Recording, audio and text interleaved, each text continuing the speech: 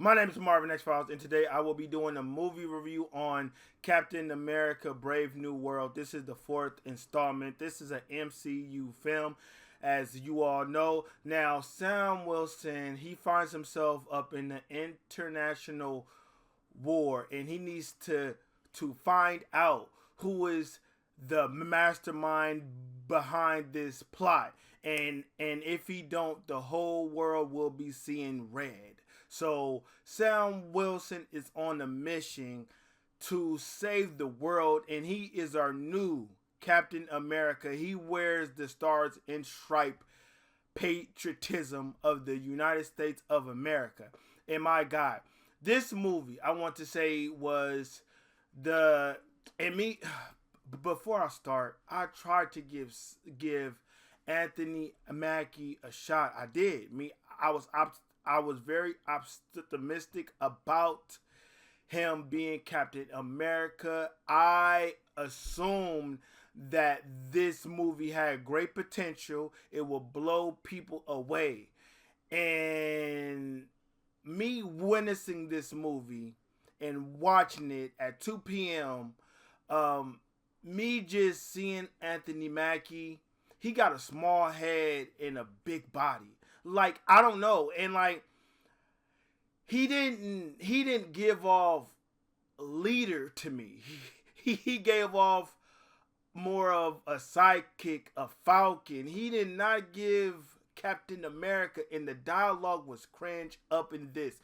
This did not feel like an MCU formula movie. It was not that. I was like, what's going on? It just didn't have the feeling. And the action scenes up in the beginning were very lackluster. It was not good whatsoever. It would always cut.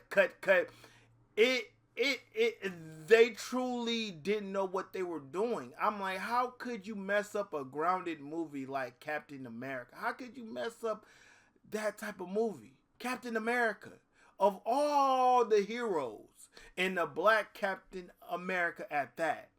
I was expecting better action. I did not get that. I did not get good quality hand-to-hand combat sequence. I did not get that from this movie. I thought that I was in for a big treat, but nah, man. And they gave me Almond Joy candy. Who eats Almond Joy candy, man? This movie was the acting. The acting was not good up in this movie. The acting was bad. The dialogue was bad. And I tried to give Anthony Mackie a chance. I did, man. I stood beside him until that, Captain America, it means it doesn't stand for Captain America. No. It doesn't stand for America. I'm like, what is he talking about? It does. Like, that really pissed me off, man. Anthony Mackie, bro, like that really, like, I had my eyes open, like, hey, but what is he talking about? But back to this movie. This movie is a DEI film. It is. It truly is. It truly is, man.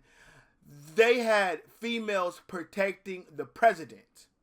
Not superhuman females. I'm talking about regular Joe 5'6", 5'5" females protecting the president and being bodyguards. I'm like, what's going on here? Can't no female be no bodyguard unless she's bulk like Abby. And these females were 80 pounds. 80 pounds or like 110 max.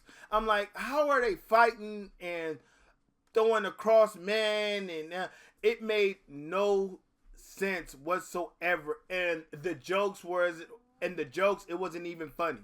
It wasn't even funny, man. It wasn't ha. It was like, okay, cool. This movie felt plain. It didn't have any stakes in my eyes. It felt very hollow. It didn't have any type of heart. In the heart, it was there, but it was not beaten. It wasn't beating. It wasn't moving. Like, I'm like, what's going on? How can you mess up a Captain America movie? That's what I want to know. This has to be the worst Captain America film ever produced by the MCU. I got the first Captain America over this. I got Winter Soldier over this. I got Civil War over this. I don't know what was Kevin Feige thinking. This movie, it wasn't needed. Why? Why was this even made or brought upon or thought of? I'm having issues with that alone. Like, I don't know why. Like, this movie, man, the only part that was good and that was acknowledged and you gave a nod to was the Red Hawk. And we only got 7 minutes of that. That is the best scene up in this movie. It was the Red Hawk. It was not Anthony Mackie, Captain America. It wasn't it. It was not Hispanic Falcon. It wasn't him. It was General Ross, Red Hawk. That was the best thing going for this movie. It was the main thing going for this movie. And we only got like 8 minutes of the Red Incredible Hulk. I wanted to see more of him, but it was the time of him on stream. It was very limited. And me, I did not like that whatsoever. I wanted more of him. He was good. He was great. He was all that and then some. But Anthony Mackie, man, him being Captain America, it was a bad decision, a bad choice. I don't know why would Kevin Feige do this, man. And I'm going to be honest, this movie, it didn't even have the MCU skeleton. It didn't even have it. It didn't have it. It didn't have it. It didn't have in the things it's supposed to hold up the tissue and the skin and the eyeballs and all that and the veins. It didn't have that. This movie felt like it wasn't an MCU movie. I don't know why, but it didn't feel like an MCU movie. I mean, I was seeing the characters, but this movie has no identity. It doesn't. It doesn't. And it's sad because I was really rooting for him until I heard this infamous speech. That's when I knew that something is definitely going on. Because why would he even say this about Captain America and the Stars and Stripes and all that? It made no sense. This infamous speech right here. This infamous speech that really turned heads. For me, Captain America represents a lot of different things, and I don't think the term, America should be one of those representations. Like, it's about a man who keeps his word, who has honor, dignity, and integrity. Someone who is trustworthy and dependable. It's kind of, this is kind of like an aspect of a dream coming true. When I was a kid, run that back. All of us as actors, one more time, man. This want to get back to that speech day right before here someone that really told got you people. No. For me, Captain America represents. What does Captain America represents? And he said it doesn't represent America. That infamous, that speech, his interpretation of the character is all wrong. And like me, I still wanted to give it a chance.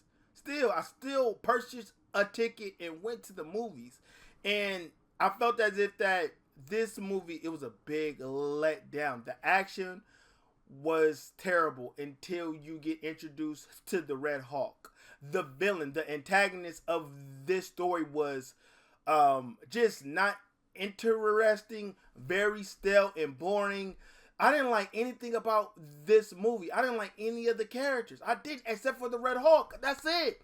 And you only get a few minutes of him up in this movie. It's sad, man. It's sad how that this is how we about to start off the superhero genre with Captain America Brave New World. The MCU, this movie kicks it off for this year. And it's going off very bad. This is going very terrible, but very bad, and this is just sad, man. The MCU, Captain America, Brave New World, it isn't good. It is not good. This movie, if I have to give it a grade, I would give it a D. It didn't. I hated the pacing of the movie. I hated a lot about this movie. I strongly dislike this movie. This movie has to be the worst MCU. Well, I'll say probably like top 5 worst MCU movies I ever seen. Worst. It's up in that top 5 bracket. And it should not even be that way. And yeah, man. Do not waste any of your money. Yeah, man. Anthony Mackie, man. And you gotta hold this L, man. That you get a capital L, a big fat L, man. This was not wanted. It was not needed. MCU, do better. I can't wait for Fantastic Four. That is the only film on my radar. But before I end this video, I want to say that the Thunderbolts will be better than Captain America: Brave New World, and the Fantastic Four: First Steps will be better than Captain America: Brave New World. That is a fact, Jack. That is a fact. Because at least the freaking Thunderbolts look like an MCU movie, and it has the tone of an MCU movie. This, it didn't. It derailed. It deviated, and I didn't like that. But overall, man, this movie, it gets a D for me. And my name is Marvin XFiles. If it doesn't have that X, that step, it isn't authentic. Marvin XFiles, 2 fingers. Peace out.